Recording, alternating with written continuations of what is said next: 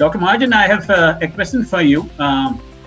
Speaking of environment and health, how do you relate, the outbreak of pandemic to health issues? Do you see a rise because of that? And especially, we have seen that there is no mechanism in this world where we can predict a pandemic. Now, there is a talk about two issues which the pandemic has taught us. One is predictability of pandemic. Now, this is not going to be the end of pandemics that is going to come to the world.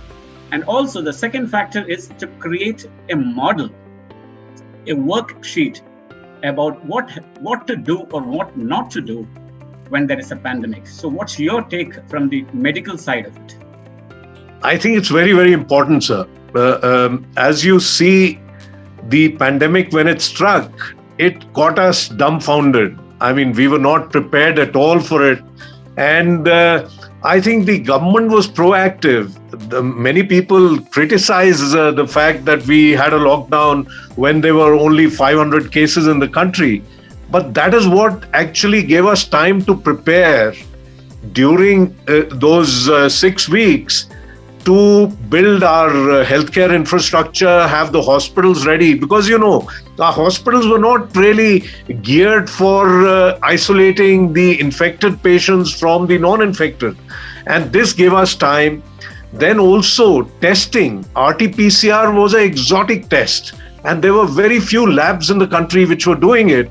And to be able to come from that level to about 2,500 labs, which we have in the country today, and to be able to scale up in those 6 to 8 weeks, and for the country, even in-house, to be able to actually develop the tests which could be used on the existing RT-PCR machines.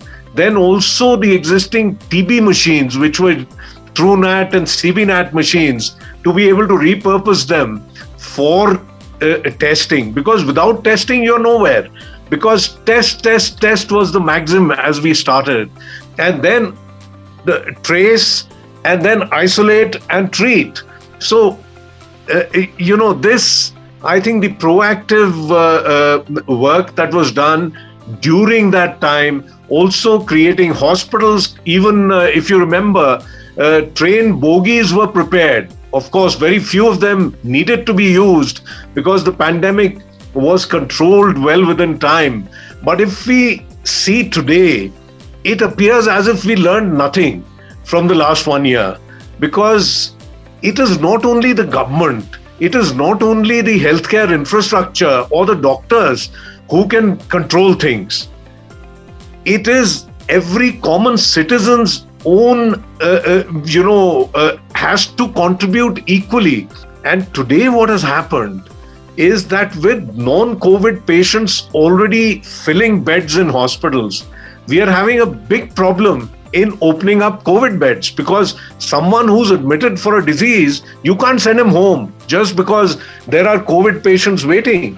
And I do know that in the large cities, Mumbai, Delhi, Bangalore, there is a dearth of beds, especially in the private sector. And much as we are trying,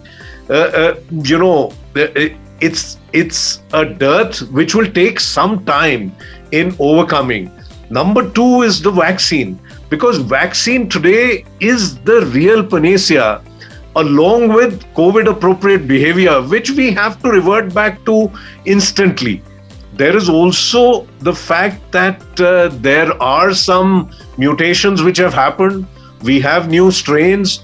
The government still believes that they are not the major reason for this sudden surge that has happened. I think out of the 10,000 plus samples where genome sequencing has been done, about 800 odd new mutants have been found, predominant of them being the UK mutant, which we know is more infectious, is more contagious, though equally virulent. It's not more virulent, thankfully.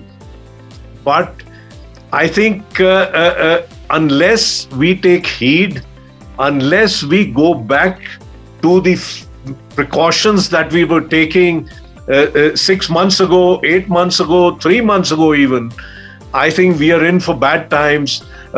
Even though we are much better prepared, we were able to have export PPEs, which were not even a single one was manufactured in this country. We have N95 masks in abundance.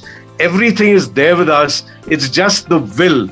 And it is to each and every individual person. It's to me, it's to you, it's to each one to actually contribute. Otherwise, we are in for bad times.